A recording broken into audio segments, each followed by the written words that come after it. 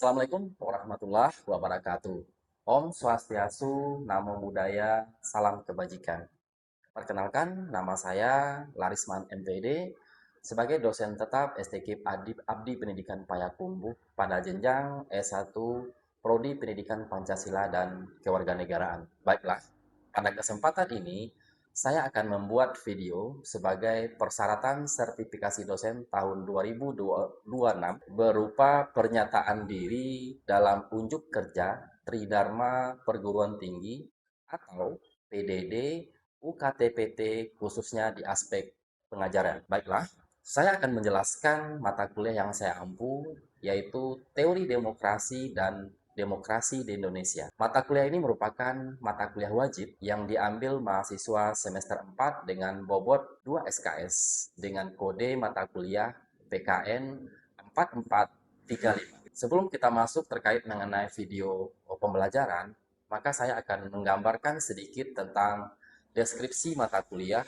Teori Demokrasi dan Demokrasi di Indonesia. Mata kuliah ini termasuk mata kuliah yang wajib untuk meningkatkan pemahaman mahasiswa terkait teori-teori demokrasi, nilai-nilai demokrasi, sejarah demokrasi, perkembangan demokrasi di Indonesia, pendidikan demokrasi, budaya demokrasi, dan masyarakat madani, HAM di negara demokrasi, kasus pelanggaran demokrasi, serta masa depan demokrasi dan demokratisasi. Secara umum, pendekatan pembelajaran mata kuliah ini menggunakan pendekatan DID, Delivery, Interaction, dan Evaluation. Delivery dilakukan menyampaikan materi melalui ceramah, presentasi, video, ataupun pemberian modul. Sementara interaction berupa tanya jawab, studi kasus, kerja kelompok, debat, dan problem solving. Evaluasi melalui kegiatan yang dilaksanakan berupa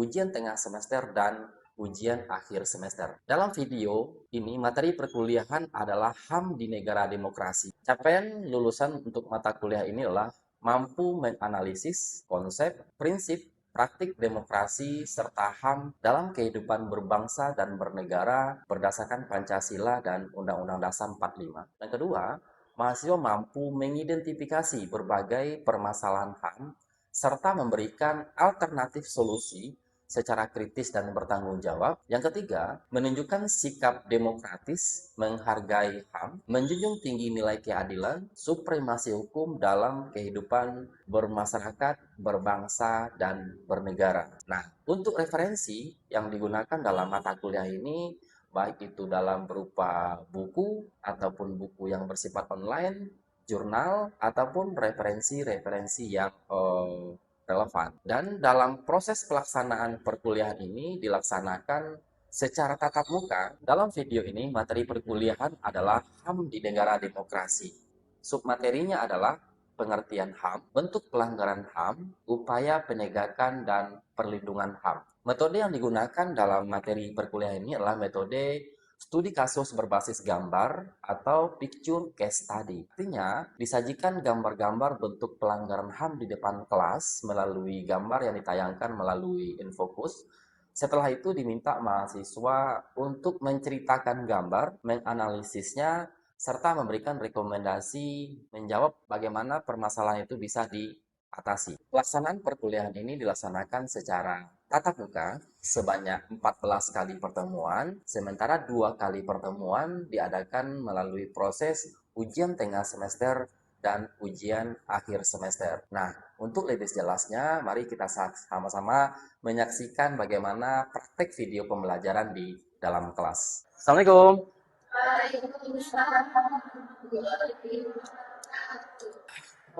Oke, selamat pagi semuanya. Oke, 14 ya. Nah, pertemuan kita yang ke-14 hari ini untuk mata kuliah Teori Demokrasi dan Demokrasi di Indonesia. Baik, gimana kabar semuanya hari ini? Baik? Udah sarapan? Keren ya, oke. Ada yang tidak hadir hari ini? Semuanya hadir? Hadir semua ya? Hadir? Oke, hadir ya. Oke, baik. Untuk minggu ini, pertemuan kita yang ke-14, materi kita itu tentang HAM di negara demokrasi. Nah, sebelum kita masuk ke materi kita tentang HAM dan demokrasi. Resi, materi yang minggu kemarin. Baik, materi kita minggu kemarin itu kita membahas tentang demokrasi. Yang kedua kita membahas tentang partai politik. Yang ketiga kita membahas tentang pemilihan umum. Oke, keren, mantap ya. Berarti masih ingat materi kita untuk minggu yang kemarin. Jadi saya berharap materi yang minggu kemarin itu kita ulang lagi dan kita baca lagi di rumah ya. Oke, baik. Untuk hari ini materi kita tentang HAM. Materi kita minggu kemarin tentang demokrasi, Pemilu. partai politik, dan pemilu. Nah, kita ulang sedikit. Pengertian demokrasi ada yang tahu? Baik Pak, pada pengertian demokrasi adalah sistem pemerintahan di mana kekuasaan tertinggi berada di tangan rakyat Pak. Oke, mantap ya. Artinya demokrasi adalah pemerintahan di mana kedaulatan berada di tangan rakyat. Nah, materi yang berikutnya itu kita bicara tentang Partai politik. partai politik. Silakan, siapa yang bisa menjelaskan? Baik Pak, partai politik yaitu organisasi yang dibentuk oleh sekelompok orang yang memiliki tujuan dan pandangan politik yang sama untuk memperjuangkan masyarakat serta memperoleh kekuasaan melalui cara yang demokrasi. Oke, bagus ya. Artinya partai politik itu adalah sebuah organisasi kekuasaan di mana terdapat sekumpulan orang untuk bisa mempengaruhi kebijakan pemerintah. Di sini ada yang mau tertarik bergabung dalam partai politik? Ada? Oke, keren ya. Jadi memang sebagai warga negara yang baik, kita juga harus mengikuti perkembangan-perkembangan yang ada hari ini. Oke, untuk selanjutnya pengertian tentang pemilu. Siapa yang bisa? Pemilu adalah sarana pelaksanaan kedaulatan rakyat di mana warga negara memilih wakil-wakil rakyat dan pemimpinnya secara langsung, umum, bebas, rahasia, jujur, dan adil. Oke, mantap ya. Artinya udah paham kita materi tentang demokrasi, partai politik, ataupun pemilu. Nah, jadi pemilu itu sama dengan political market. Artinya sebuah pasar politik di mana terjadi pergantian aktor politik ya. Nah, jadi saya berharap materi yang minggu kemarin itu dipahami dan dibaca ulang kembali. Nah, hari ini kita masuk bagaimana HAM itu di negara demokrasi. Baik, sebelum kita masuk kepada pengertian HAM di negara demokrasi, silakan perhatikan gambar di bawah ini. Ada 6 buah gambar. Silakan Anda ceritakan gambar, nama pelanggaran, deskripsikan gambar tersebut, dan nilai atau pesan apa yang dapat diambil. Silakan kerjakan selama 10 menit. Oke, udah selesai semua ya? Sudah Pak. Ya, baik. Waktunya karena udah lebih kurang 10 menit dari gambar yang ada, ya, seperti yang saya instruksikan, silakan siapa yang bisa pertama menceritakan gambar yang pertama ini. Coba angkat tangan. Saya Pak. Oke, silakan Indah. Gambar yang pertama itu nama pelanggarannya yaitu kekerasan dalam rumah tangga. Bentuk kekerasan itu ada kekerasan fisik sama kekerasan psikis. Hak yang dilanggarnya yaitu ada hak atas rasa aman, hak atas keutuhan fisik, hak atas kesehatan mental dan psikis, serta hak atas kesejahteraan dan keadilan.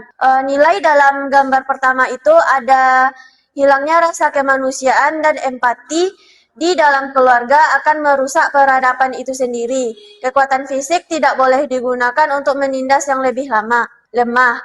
Pesannya yaitu stop normalisasikan kekerasan, apalagi itu di depan anak kecil. Gambar ini berkaitan dengan pasal 28G ayat 1 dan 28I ayat 1. Oke, ya, bagus ya. Di gambar yang pertama ini jelas bahwasanya terjadi yang namanya kekerasan dalam rumah tangga. Dikira kalau misalnya bicara tentang kekerasan dalam rumah tangga, kebayang anggota keluarganya siapa aja? Ayah, ibu, anak. Nah, artinya yang ada dalam lingkup rumah tangga, kalau misalkan terjadi kekerasan, maka termasuk yang namanya kekerasan dalam rumah tangga. Nah, permasalahan yang ada selama ini adalah, kenapa kekerasan dalam rumah tangga ini sering tidak terungkap? Dikira apa masalahnya? Karena itu lingkup pribadi. Karena lingkup. Nah, jadi selama ini kekerasan dalam rumah tangga ini kenapa nggak terungkap? Karena beranggapan bahwasanya masalah rumah tangga itu adalah masalah intern dalam rumah tangga. Jadi oleh karena itu sudah seharusnya juga kita sebagai generasi muda, pengawas di tengah-tengah masyarakat, kalaupun seandainya ada kekerasan pada anak, sudah seharusnya kita melaporkan kepada pihak yang berwajib. Untuk yang pertama udah paham ya? Oke, baik. Kita lanjut ke gambar yang kedua, yaitu tentang kebebasan dalam berekspresi dan menyatakan pendapat. Gambar yang pertama tadi kita bicara tentang KDRT. Nah, siapa yang bisa menjelaskan gambar yang kedua? Saya, Pak. Ya, oke, silakan. Baik, saya akan menjelaskan gambar yang kedua. Bahwasanya gambar yang kedua itu menjelaskan tentang kebebasan berpendapat di muka umum.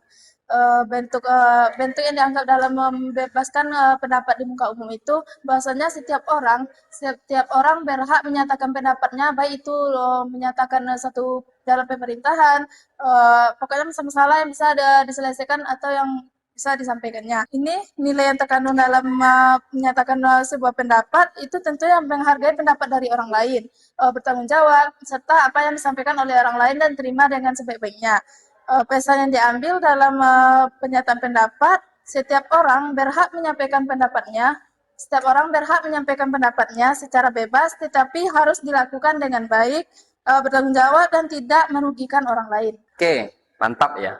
Oke, kita udah jelaskan gambar yang pertama tentang KDRT, gambar yang kedua tentang kebebasan berekspresi. Nah, kita lanjut next gambar yang ketiga. Siapa yang bisa menjelaskan gambar yang ketiga? Saya, Pak. Ya, oke, silakan, Feli. Gambar yang ketiga yaitu tentang diskriminasi, di mana bentuknya yaitu pembulian atau perlindungan. Gambar ini melanggar hak tentang kebebasan diskriminasi, hak tentang perlindungan diri dan kehormatan. Nilai yang dapat diambil yaitu nilai toleransi, empati, dan pesan yang dapat diambil yaitu jangan membeda-bedakan teman, tidak boleh mencaci atau membedakan suku, ras, dan bangsa satu orang. Oke, nah mantap ya. Artinya di poin yang ketiga atau gambar yang ketiga ini bicara adalah bagaimana kita anti terhadap perlakuan diskriminasi, ya, baik itu terhadap agama, ras, golongan, suku yang ada di Indonesia. Bayangkan, Indonesia dikenal sebagai masyarakat yang multikultural. Nah, ya, Indonesia dikenal sebagai masyarakat yang multikultural, artinya terdapat berbagai macam suku bangsa yang ada. Bagaimana dengan perlindungan hak asasi manusia kita tidak hanya berlaku tidak adil kepada sesama, tetapi kita menempatkan manusia itu pada tempatnya. Oke, baik, kita lanjut gambar yang berikutnya berkaitan tentang hak asasi manusia. Siapa yang bisa menjelaskan gambar yang keempat sesuai dengan tugas yang dikerjakan? Siapa yang bisa? Ya, silakan, Muti. Baik, Pak. Yang dari gambar tersebut adalah orang yang mengantri lamaran kerja. Jadi hak yang dilanggar itulah hak untuk bekerja, hak untuk mendapatkan bebas mendapatkan pekerjaan dan kehidupan yang layak, dan serta hak untuk bebas dari diskriminasi. Serta nilai yang diambil dari kegiatan ini gambar tersebut adalah kerja keras, partisipasi, disiplin, dan pesannya adalah jangan mudah menyerah dalam menghadapi kegagalan. Oke, nah berarti gambar yang keempat adalah setiap kita melihat gambarnya itu orang lagi berbondong-bondong ya, lagi berbondong-bondong, lagi bawa tas, apa di bawahnya lagi?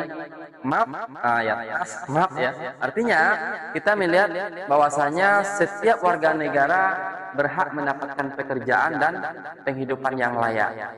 Tapi fakta yang kita lihat hari ini banyak pencari kerja daripada lowongan pekerjaan. Nah, jadi oleh karena itu ini merupakan masih PR bangsa kita hari ini, bagaimana semua warga negara memperoleh kesempatan yang sama dalam bidang pekerjaan. Oke, baik, kita lanjut ya ke gambar berikutnya, yaitu gambar yang kelima tentang ini. Siapa yang bisa menjelaskan? Oke, silakan Dina. Baiklah, gambar yang kelima yaitu supremasi hukum. Setiap warga negara sama kedudukannya di mata hukum, diatur dalam pasal 28B. Ya, oke, bagus ya. Di gambar yang kelima ini menjelaskan bahwasannya rule of law ya, artinya semua warga negara bersamaan kedudukannya di muka hukum. Itu diatur dalam Undang-Undang Dasar pasal 28D. Nah, contohnya mungkin kalau kita lihat hari ini banyak tahanan koruptor ya yang kadangkala diberikan fasilitas mewah di penjara. Nah, sementara orang biasa yang mungkin curi kayu atau mencuri ayam kadangkala itu diproses sangat luar biasa ya. Sementara tahanan koruptor yang mengambil uang rakyat kadangkala diberikan fasilitas yang mewah di penjara. Oke, baik. Untuk berikutnya gambar terakhir ya, yang keenam. Tadi sudah jelaskan tentang supremasi hukum. Sekarang siapa yang bisa menjelaskan gambar yang keenam? Ya, oke. Silakan Indri. Dalam gambar yang keenam itu ada hak mendapatkan pendidikan. Terdiri dalam dua pasal yang utama. Yang pertama ada pasal 28C ayat 1 dan 28E ayat 1. Dalam 28C ayat 1 yaitu hak mendapatkan pendidikan. Sedangkan dalam pasal 28E ayat 1 yaitu tentang kebebasan memilih pendidikan. Lanjut dengan bentuk hak yang dilanggar. Pada pasal 28C ayat 1 yang dilanggarnya yaitu hak mengembangkan potensi diri, yang kedua ada hak memperoleh ilmu dan teknologi, yang ketiga ada hak peningkatan kualitas hidup. Sedangkan pelanggaran pasal 28E ayat 1, yang pertama ada hak kebebasan memilih pendidikan, yang kedua ada hak memilih pengajaran. Makna dan nilainya serta pesannya yaitu nilai dalam hak mendapatkan pendidikan, instrumen utama pemenuhan kebutuhan dasar manusia untuk dapat bertahan hidup dan meningkatkan kualitasnya. Sedangkan pesan yang diambil yaitu pendidikan sepanjang hayat. Proses belajar bukan sekedar kewajiban akademis, melainkan proses manusiawi atau memanusiakan manusia yang berlangsung seumur hidup. Oke, nah berarti udah paham ya semua ya? Artinya dari gambar yang ditampilkan di depan, mulai dari KDRT, kebebasan menyatakan pendapat, sampai dengan perlakuan diskriminasi, berhak mendapatkan pendidikan dan pekerjaan yang layak. Yang berikutnya tentang supremasi hukum. Yang terakhir adalah setiap warga negara berhak mendapatkan pendidikan. Nah, sebenarnya ini merupakan hanya sebagian contoh kecil saja bagaimana kondisi penegakan HAM di Indonesia. Kira-kira menurut Anda ini apakah semuanya udah terlaksana sepenuhnya atau masih belum? Belum ya? Nah, artinya ini masih menjadi sebuah PR besar bangsa kita ke depan bagaimana penegakan HAM ini betul-betul menjadi sebuah hal yang krusial ya, yang butuh perhatian pemerintah agar tidak terjadi lagi mengenai pelanggaran HAM ini. Ya, nah, jadi saya berharap ini bisa lebih dipahami lagi tentang materi HAM. Dan ini udah paham ya? Ada yang mau ditanyakan nggak ini? Yang gambar yang seperti ini, boleh? Ada yang mau bertanya ke saya? Boleh langsung kita diskusi bersama. Bagaimana pencegahannya? Apa dampaknya? Apa solusinya? Ada yang mau ditanyakan nggak? Udah paham ya? Oke. Nah, di poin yang berikutnya, ini materi kita tentang upaya penegakan dan perlindungan hak asasi manusia. Nah, poin yang pertama ini menegakkan hukum secara adil dan tidak diskriminatif. Maksudnya gimana? Menegakkan hukum secara adil dan tidak diskriminatif. Ada yang bisa menjelaskan nggak ini? Poin yang pertama. Boleh? Nggak apa-apa, sampaikan aja. Gimana maksudnya? Artinya hukum itu tidak tajam tumpul ke atas. Nah, artinya dalam penegakan hukum ini bagaimana aparat penegak hukum itu tidak berlaku diskriminatif. Apakah dia orang kaya, orang biasa, pejabat, ataupun tidak pejabat. Ya. Nah, poin yang kedua, memberikan sanksi kepada pelaku pelanggaran HAM sesuai dengan peraturan yang, maksudnya gimana? Ada yang bisa menjawab nggak? Poin yang kedua, memberikan sanksi kepada pelaku pelanggaran HAM sesuai peraturan yang berlaku. Gimana maksudnya? Oke, saya pernah mungkin di materi-materi sebelumnya udah disampaikan juga. Kenal Najwa Shihab kan? Siapa dia? Siapa Najwa Shihab? Siapa? Seorang ini ya, jurnalis ya. Nah, beliau itulah seorang jurnalis. Nah, ketika Najwa Shihab berkunjung ke sebuah lapas lapas Sukamiskin itu melihat dan menemui tahanan koruptor, ternyata di dalam penjara itu diberikan fasilitas yang mewah, diberi kasur, ya, diberi AC, apalagi TV, semuanya lengkap seperti apartemen. Bayangkan itu gitu loh.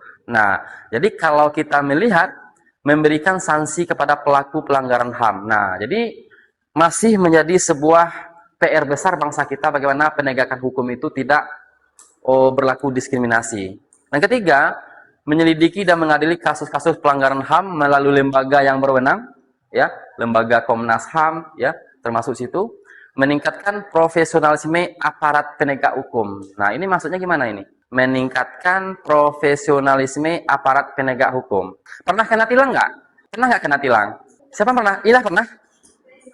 Siapa yang pernah? Resi pernah ya? Gimana prosesnya Resi ketika ditilang oleh para petugas sini?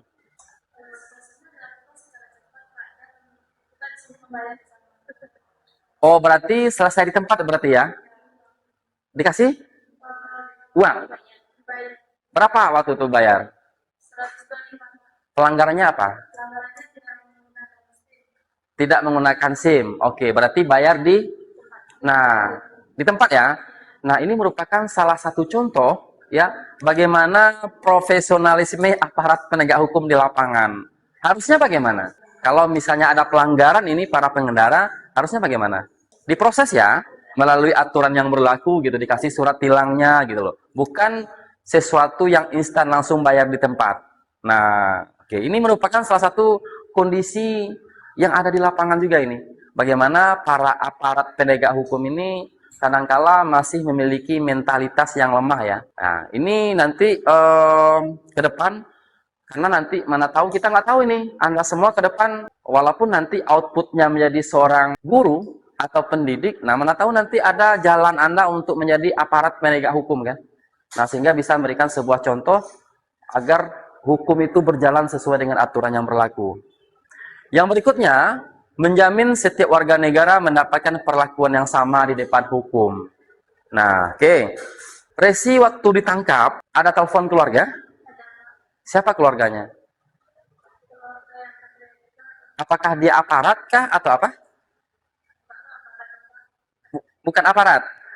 Oh, bukan apa. Ada pernah pengalaman nggak di sini? Ketika ada atau gini deh, jangan tilang deh.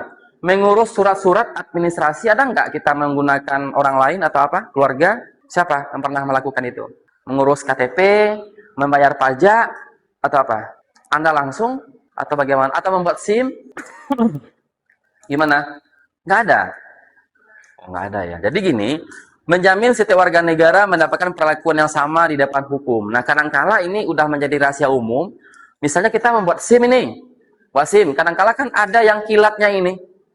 Ya, ada yang kilat, ada yang cepat selesai. Ya, ada juga yang kita melalui proses.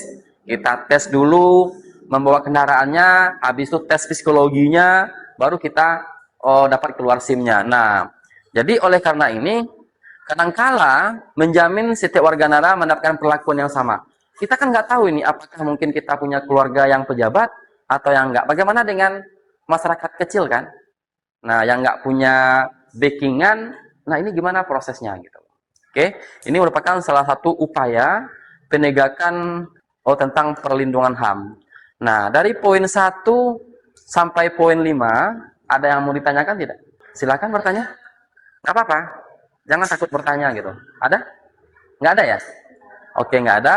Nah, untuk upaya perlindungan ini mungkin bisa dibaca di materi yang berikutnya tentang bagaimana perlindungan HAM untuk masa yang akan mendatang gitu ya. Nah, sebelum saya akhiri perkuliahan hari ini, ada yang mau ditanyakan dari awal sampai akhir ini ada? Silakan. Mengingat waktu, karena waktu kita udah hampir habis, jadi sebelum kita akhiri perkuliahan kita hari ini, materi tentang HAM di negara demokrasi, kita simpulkan dulu tentang pengertian HAM. Siapa yang bisa? Oke, silakan Firman. HAM adalah hak dasar yang melekat dari manusia sejak lahir sampai meninggal. Oke, bagus ya. Jadi HAM itu adalah ini hak dasar yang melekat pada setiap manusia sejak lahir sebagai anugerah Tuhan yang Maha Esa dan tidak dapat dicabut oleh siapapun. Itu pengertian HAM. Oke, baik. Berarti udah jelas ya pengertian HAM. Nah, kita lanjut lagi mengenai kesimpulan materi kita hari ini tentang bentuk-bentuk pelanggaran HAM. Siapa yang bisa? Oke, silakan Aisyah. Bentuk pelanggaran HAM yaitu ada 6. Pertama ada KDRT, yang kedua ada kebebasan berpendapat, ketiga ada diskriminasi, keempat ada kehidupan yang layak, yang kelima ada supremasi hukum, yang keenam ada pendidikan yang layak. Oke, bagus.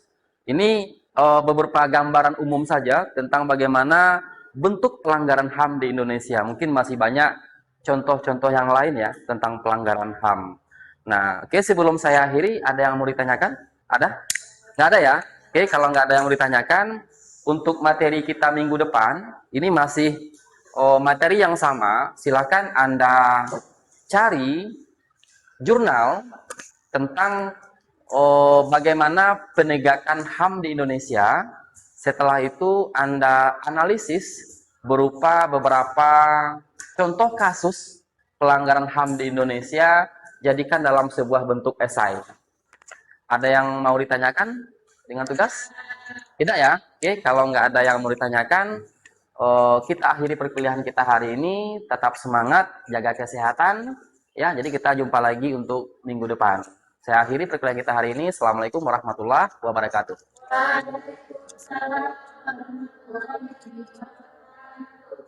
Demikian deskripsi singkat dan proses pengajaran mata kuliah yang saya ampu.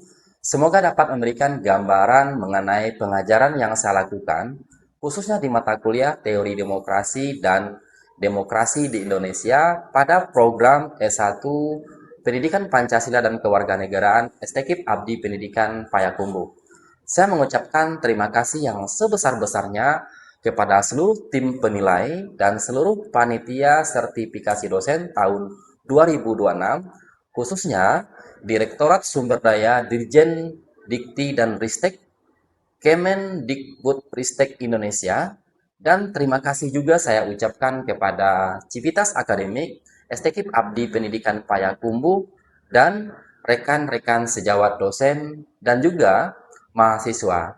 Demikian yang saya dapat sampaikan. Saya mengucapkan maaf yang sebesar-besarnya atas kekurangan dan kesalahan yang saya perbuat. Saya akhiri. Assalamualaikum warahmatullahi wabarakatuh.